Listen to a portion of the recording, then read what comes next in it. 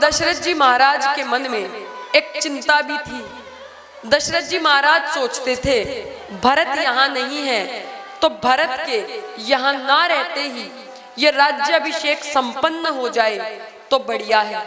भरत के आने के बाद पता नहीं राज्याभिषेक हो भी पाएगा या नहीं हो पाएगा। अब आप सोचेंगे भरत जी से दशरथ जी महाराज को क्या डर था। तो अब ये कथा बहुत पुरानी है।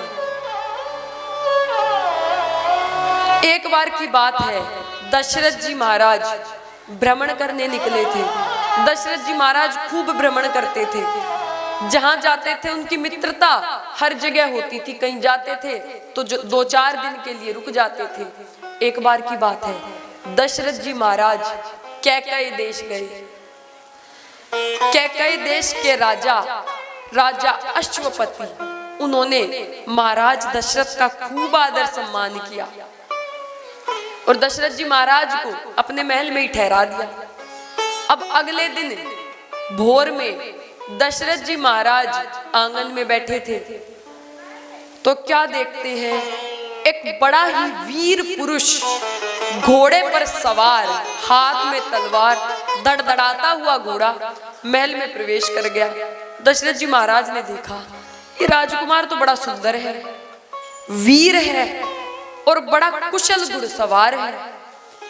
दशरथ जी महाराज ने कहा, हे राजा अश्वपति, ये राजकुमार कौन था? ये दिखने में तो बड़ा सुंदर है, क्या ये आपका बेटा है? दिखने में तो ये राजकुमार लगता है, लेकिन ये आपका बेटा तो नहीं है, क्योंकि आपके बेटे को तो मैं जानता हूं। आपका बेटा तो युधाजीत है, युधाजीत को तो मैं जानता हूं, फिर ये राजकुमार कौन है? अब ये सुनकर राजा अश्वपति हंसने लगे। राजा अश्वपति ने कहा, ये मेरा बेटा नहीं, ये मेरी बेटी है।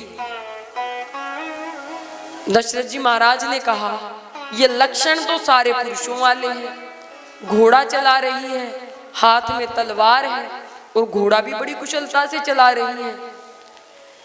कैकई देश के राजा अश्वपति ने बताया, ये केवल घोड़ा नहीं चलाती, युद्ध भी भली भांति करती है, मेरे पुत्र से भी कुशल योद्धा है ये, इनका नाम स्वरूपा है।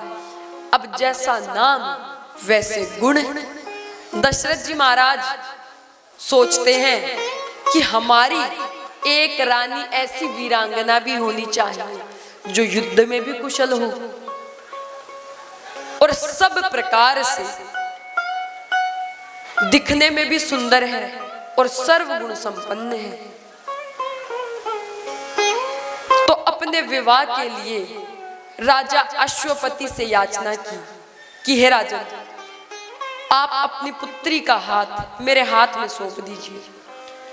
राजा अश्वपति ने कहा, राजन आप चक्रवर्ती राजा हैं, जहां तक सूर्य का चक्र घूमता है आप वहां तक के राजा हैं।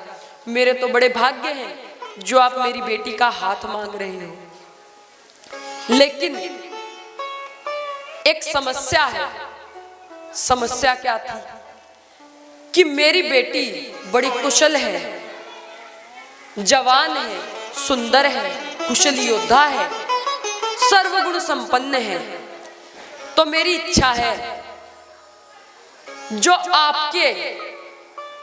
आपके बाद जो राजा बनेगा वो मेरी बेटी का पुत्र बने, क्योंकि मेरी बेटी सब प्रकार से कुशल है, तो इसका जो पुत्र होगा वो भी कुशल होगा। तो आप मेरी बेटी के पुत्र को यदि राजा बनाने का मुझे वचन दें तो मैं अपनी बेटी का विवाह आपके साथ कर दूंगा। अब राजा दशरथ की पहले से 2 रानियां थी। 2 रानियां कौन सी थी? माता कौशल्या और माता सुमित्रा। तो दशरथ जी महाराज ने सोचा, कौशल्या के और सुमित्रा के तो पुत्र है नहीं, कोई बात नहीं, कैकई से विवाह हो जाएगा तो कैकई का पुत्र हो जाएगा, कैकई के पुत्र को राजा बना देंगे। उस समय पे उन्होंने ज्यादा सोचा नहीं और स्वरूपा के साथ अपना विवाह कर लिया। ये स्वरूपा कौन थी? ये माता कैकई थी। वो कैकई देश की थी, इसीलिए उनको कैकई बुलाते थे। एक परिवार में 4-5 बहुएं हुई, कोई गुजरात की हो तो उसको गुजराती में बोल देते हैं, कोई कहीं की हो तो उसके देश के नाम से उसका नाम ले देते हैं। इसी प्रकार ये माता कैकेयी देश की थी, इनका नाम था स्वरूपा। ये कैकेयी देश की थी, इसीलिए इनको कैकेयी बोलते थे।